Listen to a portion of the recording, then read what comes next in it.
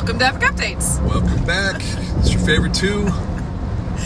Epic Phoenix Real Estate Group here. Jonas, Ashley. Back. Something that we wanted to touch upon today is obviously something that's been super devastational, and that is the wildfires in LA. Our heart goes out to everybody that's affected by that, either themselves or family or friends. It really is just horrific how much just destruction it's caused, and you're a California boy, so it's unfathomable, really. I mean, even when I lived, I've been out here 21 years, but even when I lived there, I mean, we had fires. My aunt lost her property in Ramona, which is San Diego County. She moved to Fallbrook. I think 3 or 4 years later, another fire, lost her house again. It's unbelievable. This is really before things have, gotten worse, and since I've been gone, I just feel like it's only been amplified, and kind of testament to that is recently just mass devastation, and kind of I guess what we're going to talk about today is how does that relate to Arizona, and how does that going to potentially impact the Phoenix market? Yeah, absolutely. So Phoenix as a whole, Metro Phoenix, has been an absolute safe haven for anyone moving out of the state of California. California is by far and away our biggest relocation spot. It seems as though a lot of people really can't get out of California fast enough, and they're looking for opportunity, and they're looking for quality of life in conjunction with a little bit more affordability, and that's what Phoenix has really offered people from all over the nation for the past 10, 15 years. Okay. So we talk about relocation, and now we have all of these people that are they're unhoused, and they need to find somewhere to go. So wanted to bring up the fact that insurance companies, when they're paying out these premiums to people that have had a total loss, they're allowed to go and restart their life wherever they want. They don't have to rebuild in California. And I recently was in touch with a woman that works in insurance, and she actually is responsible for finding temporary and more long-term housing solutions for people that have been displaced.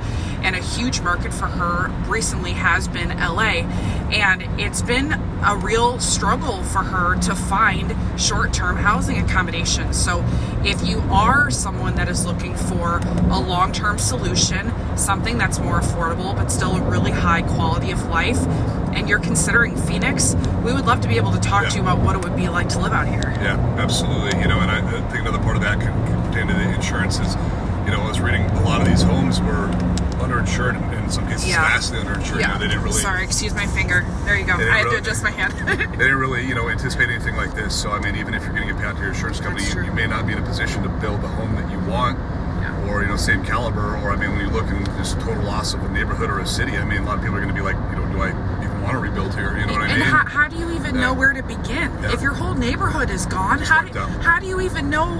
How do you even in your brain put together those pieces? Yeah, it's crazy. So we were actually talking about this yesterday, and a client of ours that were in town from Wisconsin, we're kind of asking about that, and I'm from California, and my take on it is, I think right now it's still kind of like shock and awe, and like people are just kind of like putting their lives together and kind of figuring out the next steps. But I do think we are going to be seeing a surge coming here. I think it will be staggered. You know what I mean? Because right now it's like just figuring out next steps and sorting things out with the insurance company. Let things kind of settle. Let the dust settle. But I think like a lot of these people are like I said, are going to be in a position where they can't rebuild, or a lot of people are just kind of fed up, or fearful of that happening, and those that weren't affected and didn't actually have the fire, might be like, look, that could be me next. Too close to home, or you know what I mean. And so that's kind of their motivating factor, kind of prompting them to come out here. Or they are putting a moratorium on the insurance for this year, but what happens next year? I mean, insurance rates have already gone through the roof, and the cost of living out there is already astronomically expensive. So a lot of these areas where higher income areas, but that affects everybody. That affects your laborers and workers and just middle class. And so when pricing goes up and can't even afford insurance, I mean, that's a huge motivating factor to look to move to an out market. And then obviously the impact on rental rates there locally, it's really going to push out a lot of people that were barely hanging on to rent there to begin with, and now it's going to be unattainable. So I do feel like it will come here. I don't think it's going to be tomorrow. I think it's going to be kind of staggered over the course of the next year and a half.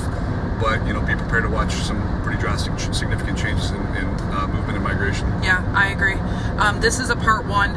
In part two, we're going to talk a little bit more about relocation and share some client spotlights. We've had a lot of activity with some really incredible people recently, and we just wanted to give them a little love and a little shout out. So we will see you in part two. Sounds good. Thanks, guys.